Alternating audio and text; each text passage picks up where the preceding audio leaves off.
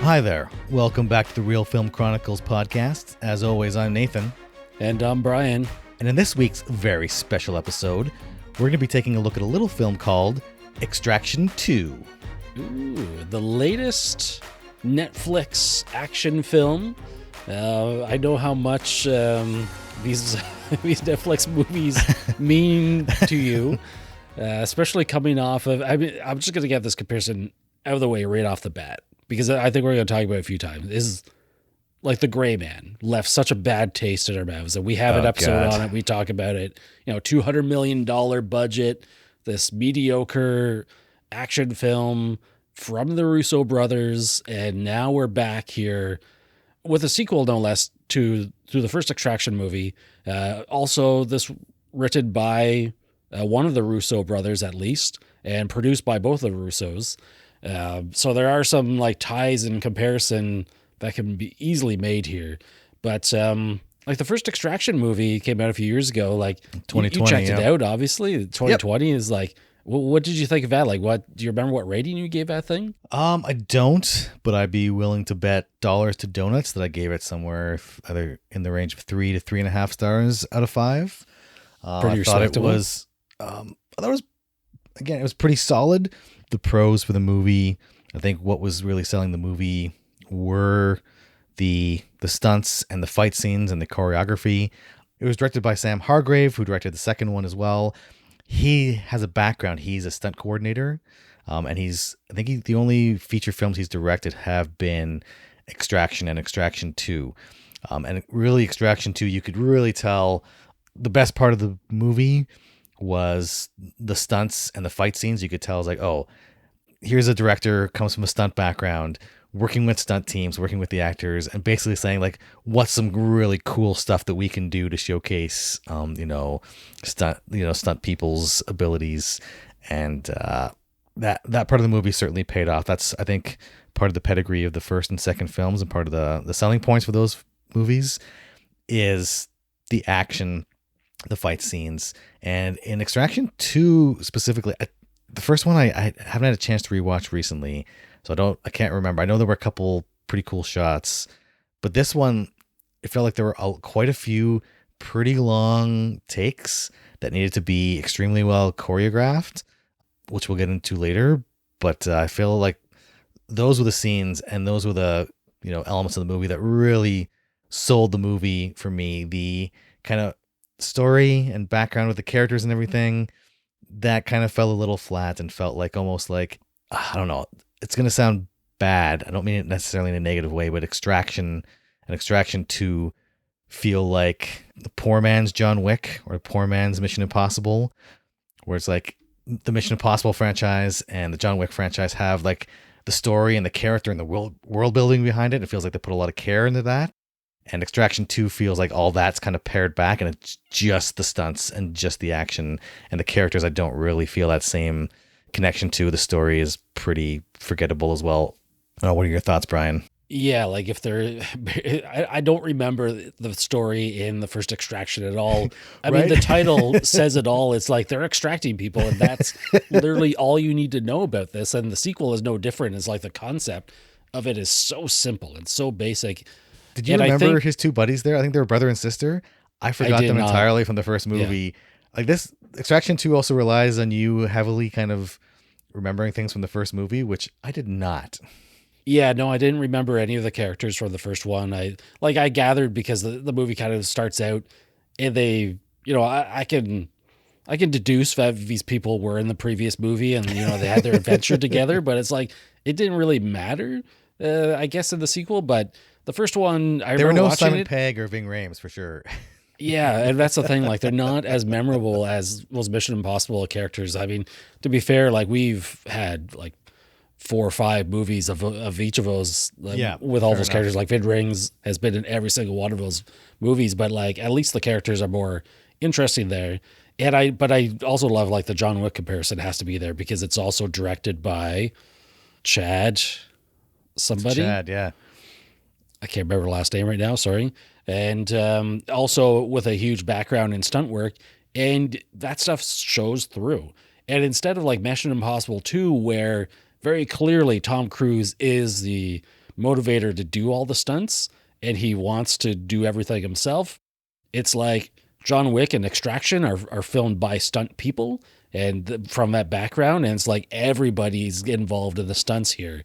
And it really shows through on screen because we've been inflicted with action movies that are just CGI battles and like cartoon characters on screen that and don't quick often cuts. look great. Yeah, and quick cuts and everything, so, and like shaky, you can't see what's going on. And here, like, I mean, John Wick was so revolutionary at the time. It was just like, oh my goodness, this was fantastic. And now you've seen it progress, and you go back to the first John Wick, and you're like, this is almost pedestrian by comparison. They've amped it up so much, and Extraction as well. I don't remember the first one too well, but I remember it being impressive, and I remember there were some cool shots. And Extraction 2, there are some cool shots, and like there are some really good action set pieces here.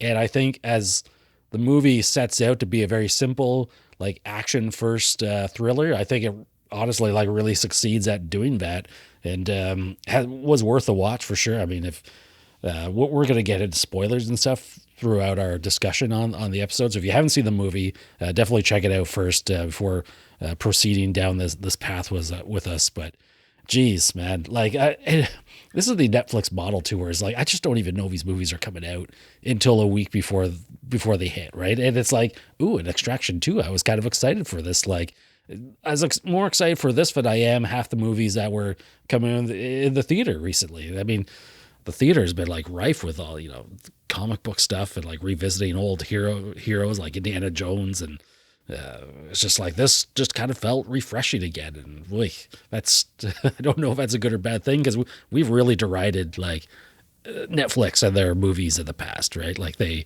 often fall flat. Yeah, well, I think we've written about this and we've talked about this. I think Netflix is, they have a very specific, it's a business model as opposed to an artistic model. And you see that reflected in the cancellation of TV shows after one or two seasons in the middle of like cliffhanger endings, to the chagrin of audiences, because the numbers on the spreadsheet didn't add up or whatever it was. Or you see sequels to movies being teased that probably are never going to happen. Although there's a pretty good bet that the setup for Extraction 3 is going to pay off. Like it feels like they wouldn't have ended Extraction 2 the way they did unless they were pretty sure they were going to make number 3.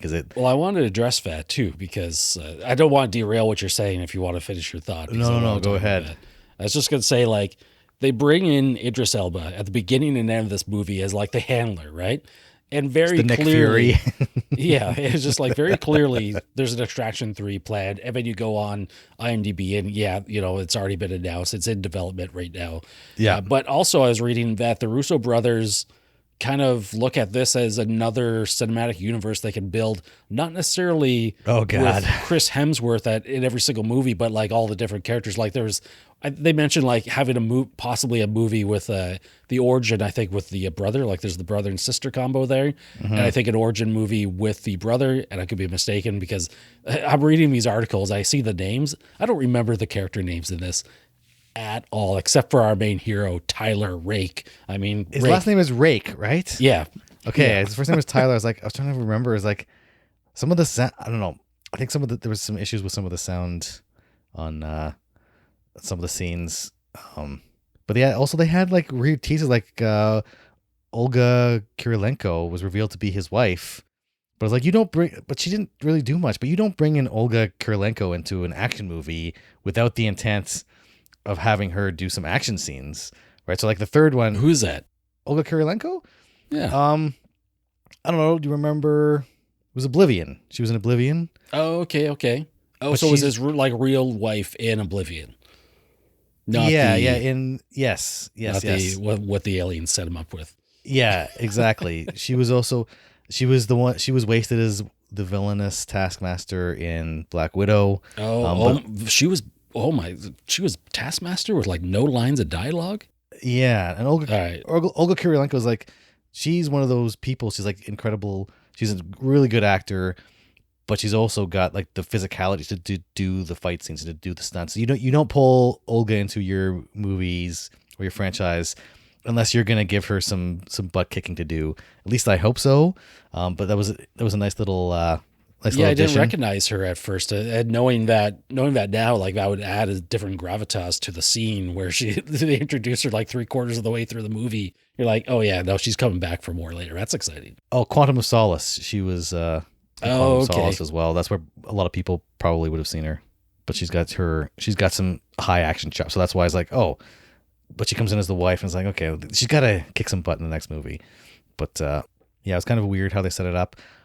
Although on the other hand, I did like how they opened this movie. So they started with like the ending of the first movie, and it showed us like, because in the first movie, I remembered like he got shot a bunch of times, including like in the neck, which he has a scar for the rest of the movie. The second movie, it's like, okay, but like it's like it took him 9 months and 6 weeks to recover.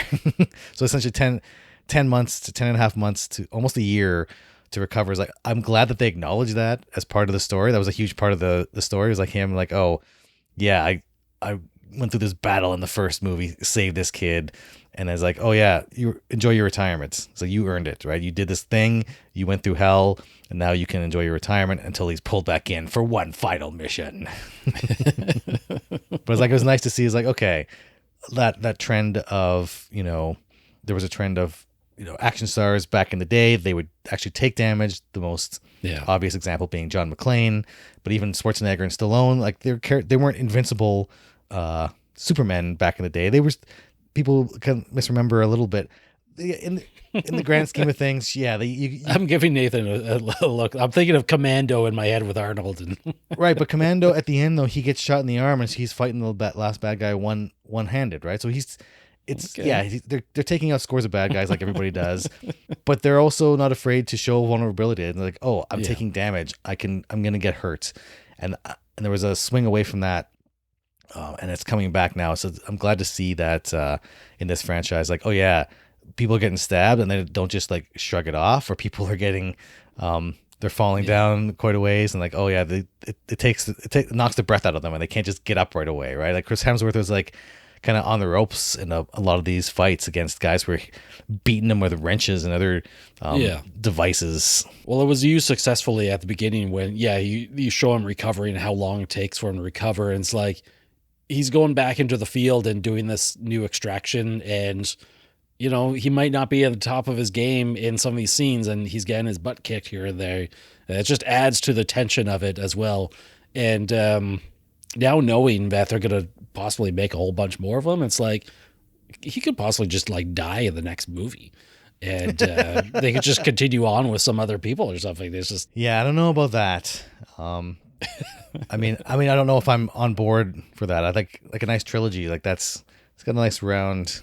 You haven't watched John Wick 4 yet, have you? Oh, I did watch John Wick 4. Oh, you did? Okay, because there was one where it's just like I felt like at the end of the third one, this premise seems like it's getting worn out a bit, and then we do number 4, and it's just like, my God, that was like an action masterpiece. Oh, it was fantastic. I mean, spoiler alert, like John Wick 4, I don't foresee it not making my top 10 of 2023. Like it was a phenomenal movie, and like you said, like we're getting a little bit off track here, but like John Wick 3, I felt like the premise is kind of worn, and John Wick 4 is like, oh my God, no, I'm glad hopefully it ends after 4 with John Wick as a character, considering how that ended. I won't spoil that here, but like that's why I was comparing Extraction 2 to John Wick 4 coming out in the same year. Both major action films, both directed by either former or current stunt guys. I think they're both still doing stunt work. So like you can't not compare those two movies. And like, if you're comparing Extraction 2 to John Wick 4, there's no comparison. Like the fights in Extraction 2 are really good, and there's some really cool shots we'll talk about. But like the choreography and the shots and the camera work and the story in John Wick 4 are just like top notch, chef's kiss, top notch. Yeah. And that's why it's like I couldn't help. I was watching this and I was like, this like John Wick 4 shows you how it can be done, and Extraction 2 is just not, quite frankly, not at that same caliber, right? Yeah, perfectly fair. Let's talk about the the basic concept of this movie of Yeah. like what the goal is, and it's an extraction. I should have looked up a thesaurus beforehand to be like, what are some different words for extracting people out of these hot zones? It's like, But I in was any thinking, event, it's like, oh, this is, if they wanted to have a cinematic universe, like Inception, then Extraction, it's like they could have, then Insertion. I was like, maybe Insertion. So have all these different, prepositions of fitting, how things fit together, or rather nouns. So you've got this gangster who's like the head of this crime family, and his brother who's also involved in the crime family, obviously, and the brother gets thrown into jail. And correct me if I'm wrong, but the brother's thrown in jail, and he brings his family with him, his wife and 2 kids, into jail Yes. with him. I think as a means to like protect them from the outside world, As a means but also to as a protect them form and of control. control. Yeah. Yeah. Thank you. And which when you're looking at it, you're like, man, what a crazy concept. And the idea is that Tyler Rake here, Chris Hemsworth, and his team are going to go in, get the wife and the kids, because they do not belong in this really hard, like nasty jail environment, get them out of the jail. And I can't remember if it was a part of the mission was to like kill the brother, but presumably, they wanted the brother dead anyways, because these guys are like really bad dudes with like, capital R, B, and D here, and so like the whole thing, that entire action sequence is a quote unquote one take, 20 to 25 minutes long. It is sort of like the centerpiece of the film. It's pretty much the entire first act of the movie. But after they extract them, things go wrong. The brother is killed, and the other brother, who is played by the same actor, I believe. It was like, Oh, really? I don't know if they were twins, but they were the same actor. When I'm looking it up, like there's No, really? like they're I'm going to mispronounce all these names here, but like he's playing Zurab Radiani and Nicholas Radiani in the credits. And you're like, oh, I think they literally, when there's flashbacks to when they were younger, they're obviously different kid actors, but the adults seem to be the same. If there's David Radiani, who I think is the little boy, not the little boy, he's like a teenager who like, Yeah, little boy. wrecks later on in the movie. This is like the cause of so much mayhem. But I think they were playing the same character. That actor was playing the brothers, because they're never like really on screen at the same time. In any event, that action scene supposedly took half a year to plan and rehearse and about a full month to shoot. Now, of course, we know that it's not going to be, an actual one take. It's going to be, there's a bunch of like digital cuts in it through clever filmmaking and blocking and whatnot. But it's still, when that scene gets going, I didn't know this was part of the movie, that this huge scene was in it. And it keep going and going and be like, oh my God, like they've gone from the prison, they've gone through the streets, they've had like this helicopter chase, they're in these cars, and then all of a sudden they're on this train, and it never stops filming. And you're like, I'm feeling almost exhausted, but this is super exciting. I was really into it, and waiting for like that final hard cut to be like, damn, that action scene was pretty epic. I could see myself going back and rewatching that. What'd you think of that whole first act of the movie? Yeah. So I think, the reason we talk about, like, the reason that Tyler is doing this is because the woman that he's rescuing, the wife, is his former sister-in-law, and that's how he got pulled in, because he was, I don't know if this was touched on in the first film, but he was apparently divorced, and he had a kid who died of, I think it was cancer. And that was a whole thing with his backstory. But the reason he went in was specifically because this was his former sister-in-law and kind of former nieces and nephews. Did we know that at the beginning of the movie? Yeah, that's okay. I missed it. So yeah. When they called up, and it's like, oh yeah, when Idris Elba is explaining the whole mission to him, it's like, oh yeah, the person who is requested this mission or paid for this mission, I don't know, is your ex-wife. It's literally one line. So, and it's entirely understandable how people could miss that, because he's just like, Tyler just like quietly kind of broods when he hears about his ex-wife. But so when that whole first opening, you're absolutely right. I think I don't know if there was a hard cut earlier in that prison fight scene. I don't know. When he gets there's one part where he gets hit in the head with a brick, and then the Yeah. camera kind of locks onto him as he falls down and everything. I seem to remember there was a cut there, but there was so much going on. I was trying to track everything. It was, E- yeah, I mean, yeah. There were definitely some digital splicing in it because like I can see how that took, you know, what would you say, 6 months Yeah. to plan out and to prep, because you had to prep out not just, you know, what's going on in the foreground with Chris Hemsworth and I don't know the actor's name who's with him, the mom who was being rescued, but she like their whole journey, you know, they get the kids out and they get rescued, but they're still stuck in the prison, have to fight their way through the yard with all these hardened prisoners, but all the stuff going on around, like you have a riot going on between the prisoners and the police. So like you got, I don't know, it looked like dozens, if not 100 extras in the background. Like most of these people, I'm assuming a lot of these people were stunt people as well, because like they were doing some pretty crazy stuff, but you had to choreograph that whole thing and choreograph it in essentially 360 degrees, because like the way the camera was moving, it was moving around the action. So you had to have people, essentially you have to have that scene playing out in its entirety for that entire take, whether it's it's not obviously not the full 25 minutes, because like there's at one point it's like drones flying through cars and stuff, and so it's like obviously stitched together, but like even if it's like 3, 4, 5 or 10 minutes at a go, that's an incredible amount of choreography where you have to have everything in the background. You can't have people just like randomly throwing punches like NPCs. It's like, it's got to look like, oh, this action flows logically into this action, and then this person gets bumped into that person who gets bumped into that person, and then these two people fight. So much going on.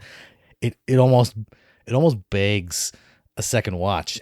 And one of the things I like, and we've touched on this before, but the action in this was so legible, even though the camera was moving, but it wasn't moving so fast. There weren't a lot of quick cuts. I'm sure the camera was shaking a little bit, but it wasn't like the crazy shaky cam. You could easily follow the action, the geography of the space, of what was going on, and figure out, oh, this person's over here, and then the camera moves around, and now he's over here where you'd expect him to be. Super easy to follow, but super kinetic at the same time. Like the action in this was, yeah, I mean, I got to give props where props are due. The action in this, despite it being a Netflix special here, was the action was, yeah, top notch. And I actually did find myself wanting to I want to go back and just watch it for this and a couple other action set pieces. I didn't recall, but now that you're saying it, it's like, yeah, the action in the prison yard, and then that whole next scene, the chase scene, all the way onto the train and the helicopters. I think there's a cut between the. There's no. Here's the thing. I think there's a hard cut. There are no cuts. Is there not? In the obvious way, there are many cuts throughout the entire sequence. I mean, we've all seen 1917, how it's 2 hours non-stop, right? But there are no like hard cuts that would be like, this is a cut for the audience is supposed to recognize it. Okay. There are lots of cuts hidden throughout. And so we're not saying this is definitely one take, but it's like, and it was literally 20 minutes of action, like one, of just pure action with the camera following the action. Yeah, no, I'm probably misremembering. You're absolutely right. In this case too, that's even more impressive because there's this combination of, you know, the stunt coordination, the acting, because you got people like giving lines and like you still got the story going on, and you got the CG component of like essentially digitally stitching together those scenes so it looks like one complete take. The effect is, quite honestly, it's better than anything the Russos have done. And I wanted to throw out too, because I think I was watching behind the scenes on a different action movie, and the technology now in our cameras, and especially I assume this was shot on digital camera, is that cameras have become lighter and more mobile, but they're still like heavy pieces of equipment. And in this one, and you talked about the prison scene in like 360 degrees, you have literally a camera guy with like the steady cam, the camera mounted to his body, and he's moving around in the action. I mean, that stuff is awesome that they can do. Like he could keep walking around and filming this thing, and it's all choreographed. It's beautiful. But what I saw in the behind the scenes, not in this movie, but another one, and I can see it in this one, is that the camera will follow them, and all of a sudden they get into a car, right? And the camera does not really cut.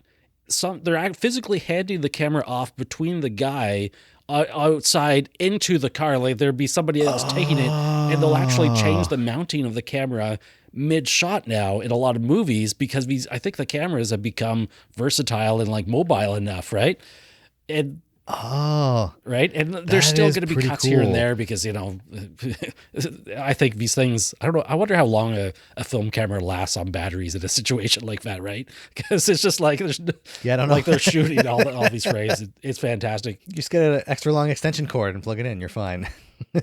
Yeah, and there's a couple shots too, I think, where it's like, oh, now we're going to like mount the camera to like the side of the car, and it's just boom, it's mounted there. They're going to drive around. It's now like remotely controlled, so it's like moving in a very smooth manner, and then they can take it off with human hands later. Well, I remember from the first movie seeing some behind the scenes footage where there was a car chase, not as impressive as this one, but similar. But they actually had a car, and on the front of that car was a camera rig. I think the director himself was like sitting in this rig and like doing shots. So I'm assuming they used some of those shots again. They must have, like, I think with the drone technology and with Michael Bay in Ambulance really showing off like what you can do with drones now. I'm assuming they use drones for some of those shots. Maybe they use some of the pass-through techniques that you're talking about for some of the interior shots, and then just kind of digitally. I mean, that's still just the way. It's like, oh yeah, we just digitally stitch this together. Like you hit a button or whatever, right? But like, and this is the thing, watching something like Extraction 2 or John Wick 4 and then going to other action movies is like, there's no excuse anymore, right? Why you can't show like intelligently show the action, why you can't show action in, like, there's a lot of scenes that took place in the dark, both in Extraction 2 and John Wick 4. And I could see them clearly. They weren't muddy. They weren't like, there's ways to light things at night the way you can still see the action.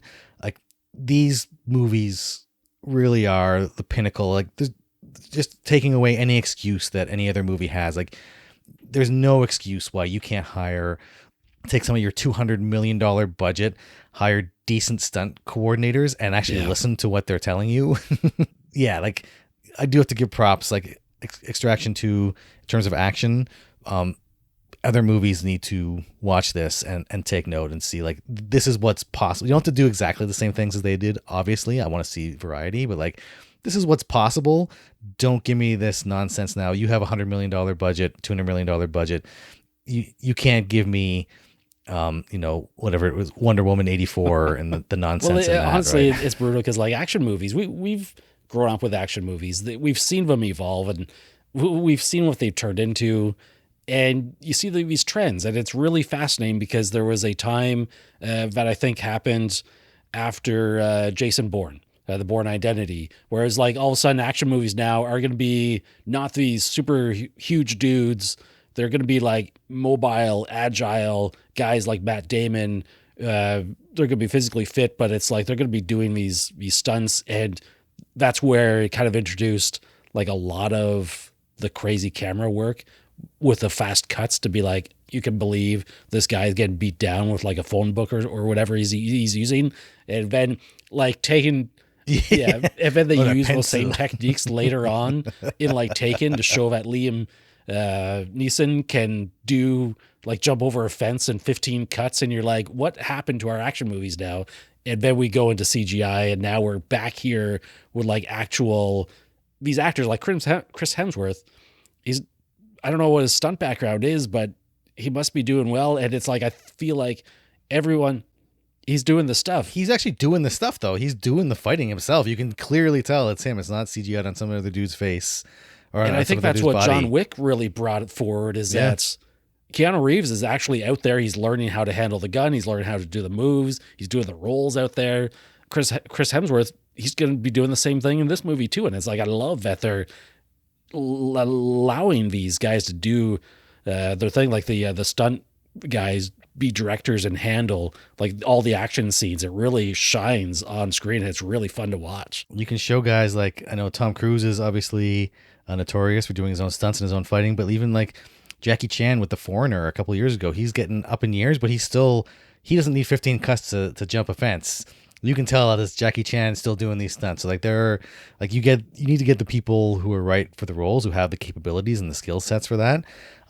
Again, like, there's no excuse why we have murky action with quick cuts where action and reaction are in different shots, or you don't get that same kind of action reaction beats. Even if you do a cut, there are ways to cut that properly.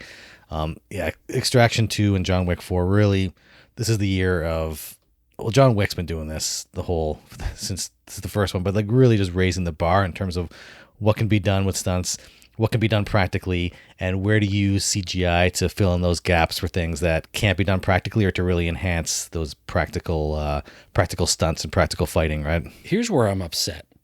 I did not get to see Extraction 2 in the theaters on a huge screen. Could you imagine that 20 minutes of pure action, like that whole set piece in the movie theater? Instead, it's on the small screen. I'm not saying this is necessarily bad. Like, I watched this movie visiting my parents a couple weekends ago. It's on their big screen TV, but it's like a totally different environment, right? And it's like, this movie deserves to be seen on the big screen. Like, when you tell me that action set piece took 6 months of planning, I want to see it like in its true glory on a screen that I can't reproduce at home. But yeah. I mean, that's besides the point.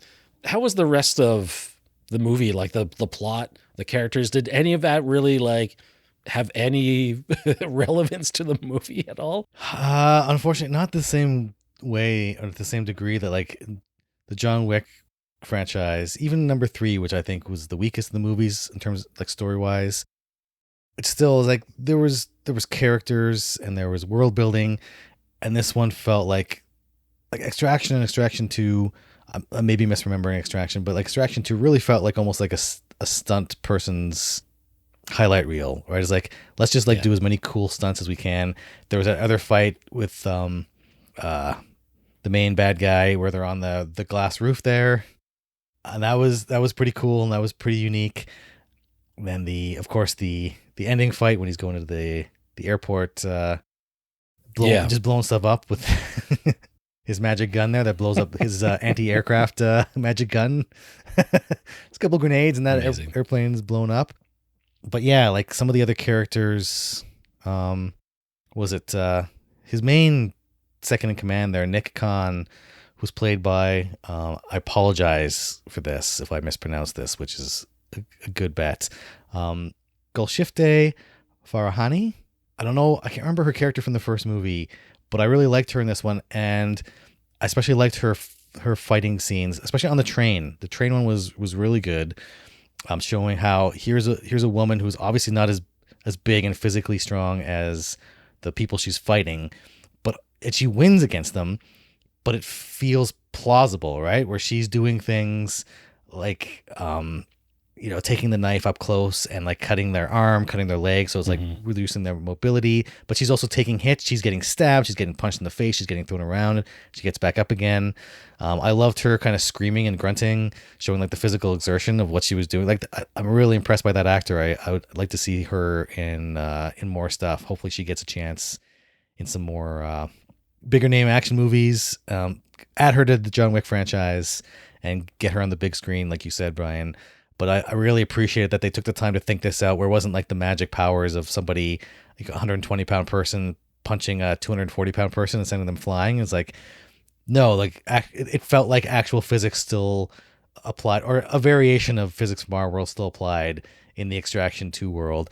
And I love too, like, I think they're taking a cue from John Wick, especially John Wick 4, where everyone's got the body armor on now, so you can't just like shoot one shot and it kills the goon or the mook. It's like, no, like dudes are taking maybe almost to the other extreme now, where they're taking a bunch of shots to the body armor, but still just getting right back up. Sometimes it shows that that knocks the wind out of them, but sometimes it shows like, we're getting shot point blank by a gun and body armor. I'm not sure how it works at point blank range. I know like from far away, smaller caliber stuff, it's gonna knock the wind out of you, maybe crack a rib, but like you're actually pressing the gun against somebody's body armor and firing off shots. Like, I don't know if that's going to penetrate the body armor or if you're getting back up after that. But in the context of the movie, it felt like, the bad guys weren't just throwaway dudes. Like, they were holding their own and actually fighting back. And it's like, okay, it felt like more of a challenge.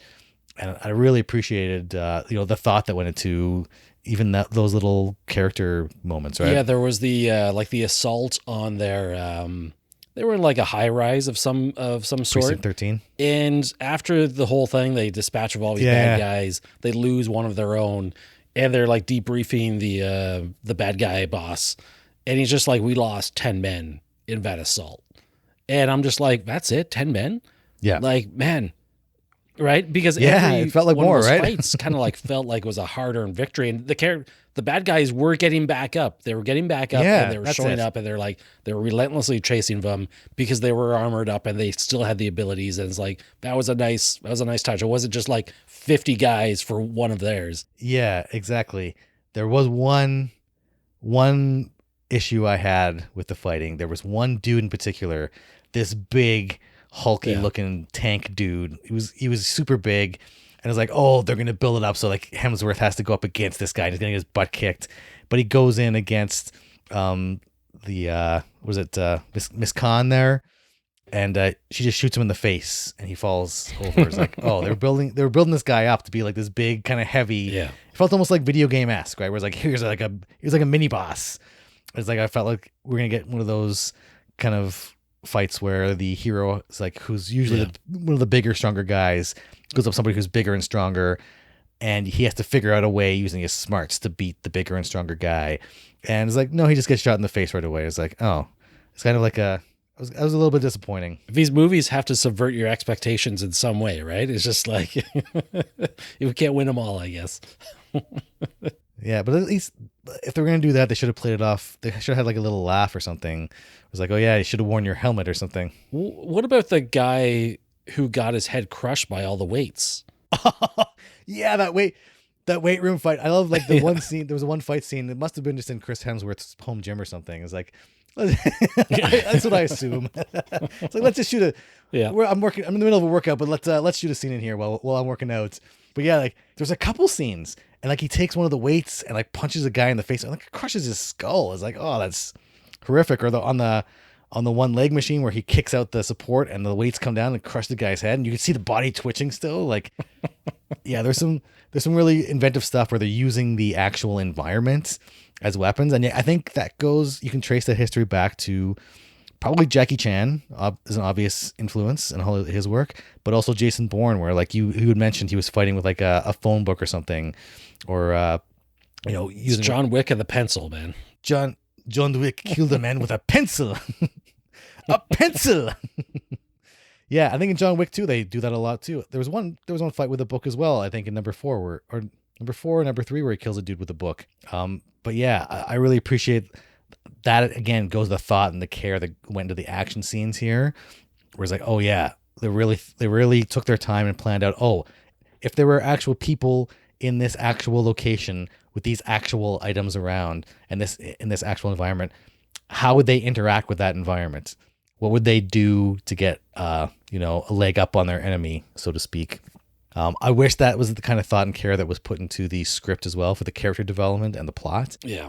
Unfortunately, that was not the case. But the action again, easy to follow.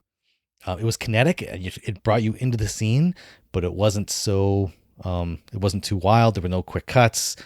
You could actually see exactly what was going on, which is what I want. If you're going to bill your movie as an action extravaganza, set piece, 25-minute, no cut, balls to the wall action, I want to see that action clearly. I want to get sucked into the action, but I want to see exactly what's going on. I want to go back on multiple rewatches, go, oh, I missed that, and this is why this happened. It's like, that's what I want to see, is that everything's legible, geography is clear, and the people who are supposed to be doing this look like they could actually do it, which they absolutely 100%. All the actors in this, all the main actors, like they were filmed up close. You could see their faces. They were doing some pretty cool stuff. And it's like, yeah, I 100% believe that those people, those characters could actually do the things that they were purported to do. So like all of those, yeah, check. A+ on the action. Without a doubt. And it's like, I do wish that there was like more memorable characters. I wish like there was some more heavier like focus on the story, I guess. Like I don't mind a really straightforward story to it. I think it can work to the advantage of the movie. Like this one is very simple. And at 123 minutes, I mean, it's a solid 2 hours long, but it's like I can see myself revisiting this, and I think it'll be a very quick watch. You're not going to get bogged down with stuff. And I think comparing it to John Wick, where you do have memorable characters, they are very different worlds where like John Wick does set up time to have like their whole assassin universe. And it's almost on the point of, I mean, it's pure fantasy, ludicrous stuff where like every single person on the street is an assassin. But it's like that makes the world interesting. Here, this is very firmly like in our world. Like things are real.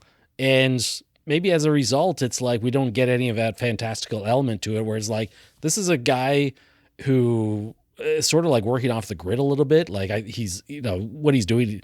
Chris Hemsworth and his team are arrested at the end, and of course they get sprung out by the secret organization and whatnot. But as the one will, yeah, exactly, right. Sprung out. We need you for the sequel. Well, that's it. That's it right there. You need it for the sequel, and it's like it's a good element, but it's not like creating super memorable characters.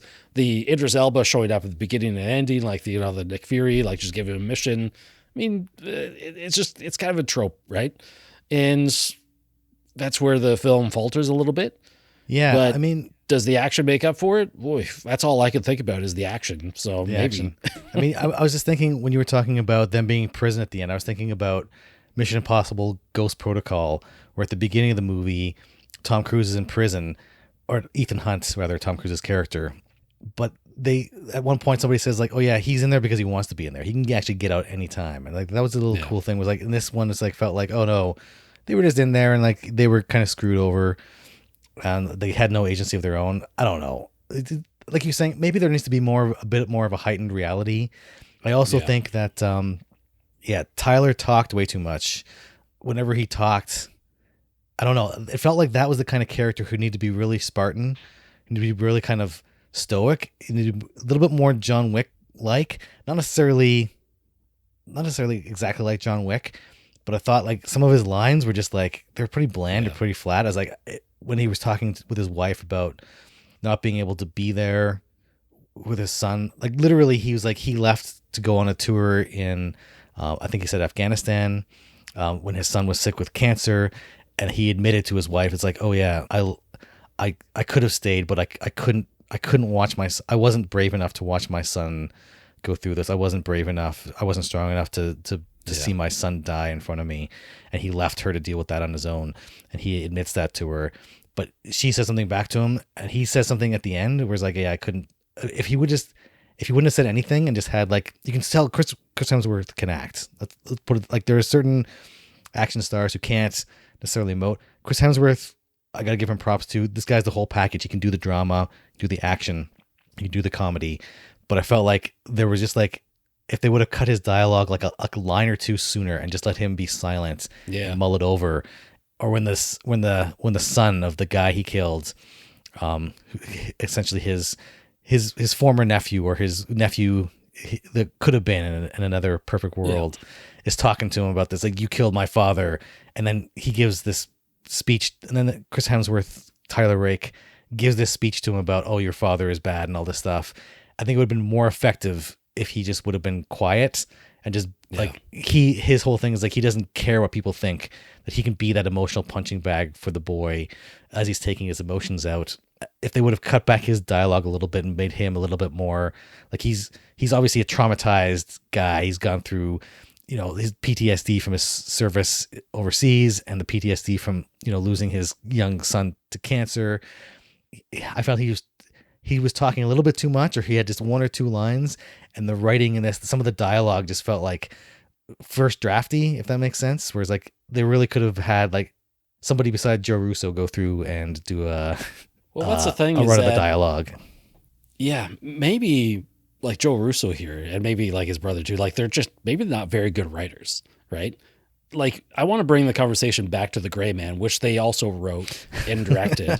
And it was like, we have the Extraction movie here where one of them writes it, and writing the script is one of the weaker elements of the movie. It's just like, maybe like you look at all the Avengers stuff, like they didn't write any of that. They were like directors and producers.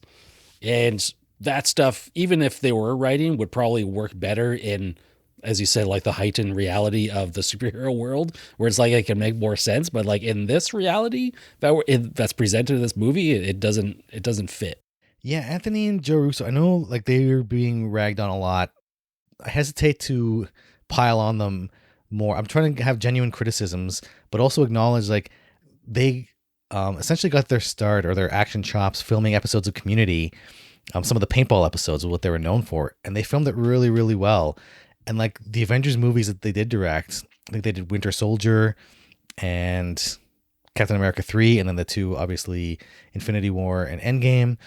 In my mind, like those are some of the best movies in the MCU. And I think like directorial wise, they did a really great job with those movies.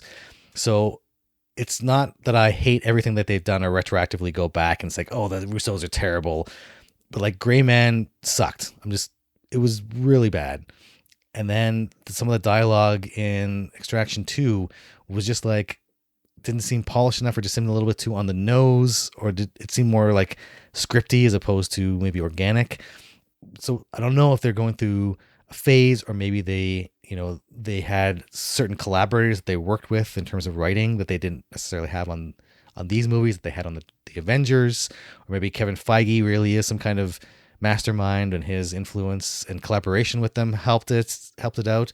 But there's something, like you're saying, there's some kind of element that's missing in all the post-Avengers stuff with the Russo brothers, where I don't know if they're maybe trying too hard, or they felt too much of that pressure after directing some of the like most profitable, biggest movies in history. And like maybe they're just like that anxiety of influence is weighing on their shoulders, and they're kind of psyching themselves out.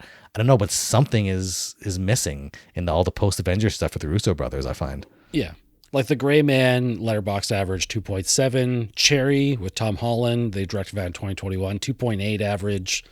You, Me, and Dupree, they directed that way back in 2006. Like that would have been pre-Community. That's a 2.4 movie.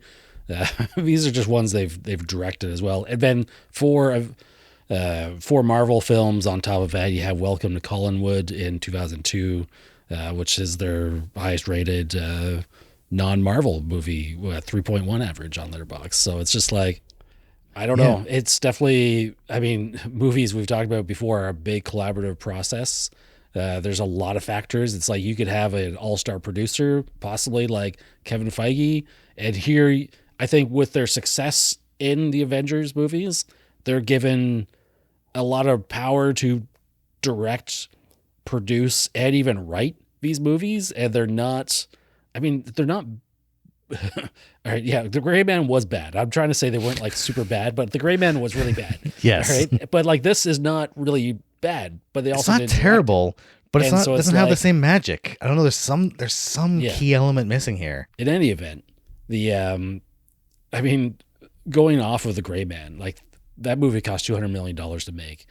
Does Extraction 2 maybe like redeem Netflix a little bit for you after watching this, and you're like, oh, they actually can make like a decent like action thriller? Yeah, this is the really frustrating part with all these Netflix movies, is that among all the mediocre stuff that it seems like they're just pumping out for the sake of pumping out, there are actually some really good movies in between here. Maybe not even some great movies. Absolutely. Like I've been critical of Netflix and other streaming services, and I think rightfully so. However, I have to give credit where credit is due.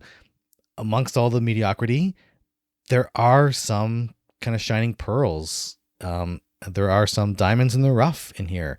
And I think the issue is that they need to start focusing on quality over quantity, which is easier said than done. It's a different financial model.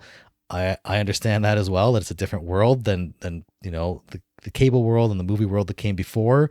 But I think there's got to be some kind of equilibrium where they're focusing their resources on fewer, higher quality products.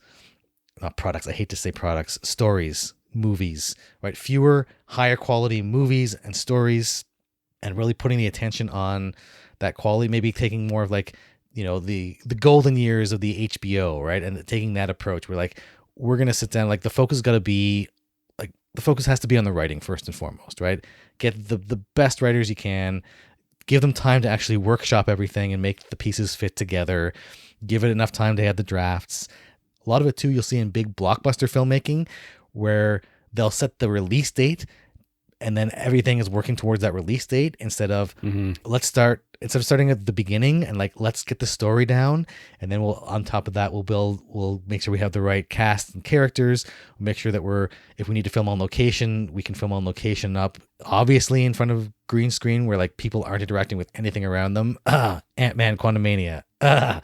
Like, and then on top of that, then you get the stunt coordinators. Listen to your stunt coordinators. Listen to your CG team, right? It's like your visual effects coordinators as they give ideas. Have that true collaboration and give people time to truly collaborate. And if you have to push the release date out longer, you have to do. It feels like we're almost working backwards, and we're working to a model where it's like valuing or incentivizing quantity over quality. And honestly, I'm not an industry expert. I don't know how you flip that around, or whether it's maybe it's a paradox of if you build it, they will come. Of like, oh, maybe Netflix has to, or the Netflix bigwigs have to take that first leap of faith of, oh, we're gonna not produce 100 different movies and shows. We're just gonna produce 30 and focus our resources on those 30 and make them as the best that they can be, and maybe that drives up subscriptions and viewership. But it's a different mentality, and honestly, I don't know. I'm not a big industry expert. I don't know how to get to that point, but Extraction 2 definitely shows that. Yeah, it's not all mediocre. You can make quality movies in a variety of different genres if you give people the chance. Now, how about this little detail? This little guy, infamously, The Gray Man cost $200 million to make, right? It was a money laundering scheme. It had to be. There's no other explanation. How much do you think Extraction 2 cost to make? 75. You're pretty close. Now, I'm going to say take this with a grain of salt because I'm not sure it's 100% accurate, but whenever I Google it, it comes up with a $65 million budget. Oh, wow. And supposedly Chris Hemsworth was paid just a flat out $20 million to be in this movie. And I'm thinking, wow, that's a third of the budget in Chris's like salary alone, which is bananas. But I mean, this movie looks good. I mean, the action looks good. We've talked about it, and it's like things look pretty awesome. And I also saw this other piece of trivia because you mentioned Mission Impossible Ghost Protocol with the prison. Yes. This movie was shot in parts of the exact same prison as that movie. Oh, no way. That's so awesome. There is a tie there that you pulled together. There must have been something subconsciously. Yeah. You recognize those walls or something. You watch too many movies when. Yeah. But it's getting to that point where we need to throw out our numerical ratings on this film. And just a reminder, we use the Letterboxd 5-star rating system, which gives us 0.5 to 5 stars with a special like bonus on top if you so please. And we're forcing ourselves to rate these movies as much as we hate to rate a movie. This one for me is difficult to throw a number on. What do you give Extraction 2? Yeah, I was originally going to give it a 3 out of 5, but then in talking to you and just reconsidering some of the scenes in there and how much I actually enjoyed it, I think 3.5 out of 5. It was a really solid movie. It was a really good movie. And like you said, like I actually do want to go back and watch some of those action scenes again because there's so much going on, and just like the technical, it's just so technically impressive to watch what's going on, especially in that big, I think 25-minute opening shot. Or not opening shot, but like that big action scene at the beginning. Oh yeah, I was loving every second of that, and I gotta give props where props are due. Like the movie was really well done. Fell down a little bit on character and plot. They smartly, like as you've said, they kept the plot super simple. Just like go in, extract these people, and then protect these people. Nothing crazy, nothing too crazy. It's like just give us excuses where the stunt people can just really shine, and the stunt and the fight choreography can really shine. It's like that's perfect. That works. Keep this formula, keep it solid. You don't have to reinvent the wheel. If it's going to be a showcase for stunt people and fight choreography, I'm all in. That works for me. Like, it's kind of funny because they're given a mission to extract this family, and they succeed. They extract them, and they're back in another country, and they're just like chilling out. And it's like, I don't know how long it's in, maybe 35, 40 minutes into the movie or something. You're just like, this could literally be like their mission accomplished, right? I was like, nobody got disavowed or anything. This is crazy. Yeah, it's just like, wow, this is like an episode of a TV show or something. It's like they could be done. And then the little boy, he's still kind of loyal to his family, and he's like, he makes the phone call, they track him down to incur the rest of the action. But it's like, from our hero's perspective, it just like goes. It's like a football game to me. It's like they're on the offense, and then boom, it's just pure defense for the rest of the runtime. It was kind of neat. I kind of liked that too. Like, I like that aspect of it. But for me, I was really torn on the rating here. I did initially give it 3.5, and I was tempted to give it 4 because I really do want to go back and rewatch like that, the one take, quote unquote, one take action. Yeah. I want to see that action scene again. Yeah, I mean, it's just the rest of the movie was fine. And I think part of it is just comparing it to what we've compared it to, like John Wick, and how immemorable like some of these characters are in Extraction compared to these other action franchises that we're getting that are like, I'm much more invested in their world than I am in the Extraction world. And it sounds like we're getting more of these. So yeah, it has to do with investment, but I think you hit the nail on the head. This felt like almost like an episode of a TV show, and some of the writing felt like almost TV-esque as opposed to movie-esque. And maybe that's where some of the character building and world building fell a little bit flat. But yeah, I think it was super solid. I don't think I would ever bump it up to 4, but like, yeah, I really actually would hope that Extraction 1 and 2 and 3 get out on physical media so I could pick them up. I would love to have them in here in the old collection to be able to showcase some really solid action beats and some really great acting, especially from Chris Hemsworth, where he's dealing with the death of his son that I don't think we learned about in the first movie at all. But you see, it's like, oh yeah, like Chris Hemsworth is not just the goofy Thor character. He's like, this guy's got legit acting chops, right? And it's great to be able to have that showcase. Not just Chris Hemsworth, but the entire cast as well did a great job. Like, it's really, for me, really strong cast as well. They all did a really great job, and the kid actors were not annoying at all. The kid characters, rather, which was a nice, refreshing change of pace. Not always easy to pull off. Even the kid who was conflicted, and he called, like you said, he betrayed them and called his uncle in. It was like, I think that his whole being torn between the two worlds, that was actually done pretty well, and the kid wasn't annoying at all. So like, that's, again, props to the movies, props to the director and the filmmakers for getting around the annoying child curse. Without a doubt. We also have to talk about the ratings around the world here, around at least 3 different sites. Okay. Play along at home if you're listening, and I'm going to force Nathan to guess the different ratings that this has, starting with Rotten Tomato critic rating. What do you think? If that's 0 to 100%. Critic rating? I don't know. Let's go 74. Very close. It is 79% critic rating. Okay. Which higher seems than I pretty thought. decent for such an action movie like this. The audience rating on Rotten Tomatoes. Say 84. Oh, so close. 85%. Who knows? Maybe tomorrow, by the time this goes to air or whatever, it'll be 84%. We'll be right. You'll be right. IMDb, 0 to through 10. What's its IMDb rating? Let's say, IMDb 0 to 10.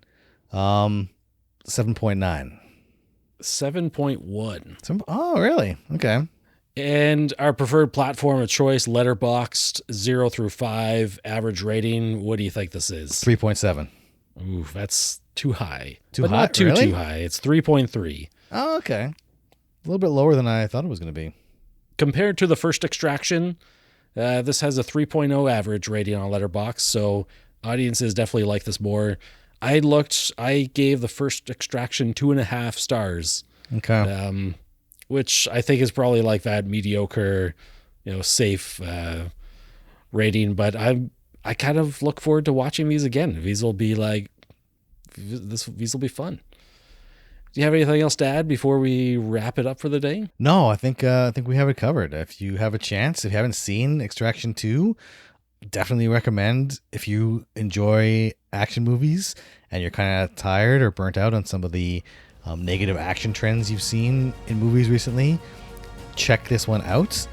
I think you'll be pleasantly surprised. I think what I remember based on the original, I think Extraction 2 is one of those movies that definitely exceeds the original in terms of quality, in terms of enjoyability. So I would say Extraction 2, man, check it out. And that's a wrap on another episode. As always, we appreciate you hanging out with us today and taking the time to listen to our podcast. We have a lot of fun putting these together and hope that you get some enjoyment out of them as well. You can find us online over at realfilmchronicles.com, where we have not just a repository of podcast episodes, but many of our written reviews as well. If you're up to it, you can follow us on Twitter, Facebook, or Instagram as well. All the links should be within the show notes here. So until next time, take care of yourself and others, and be sure to enjoy your film journey.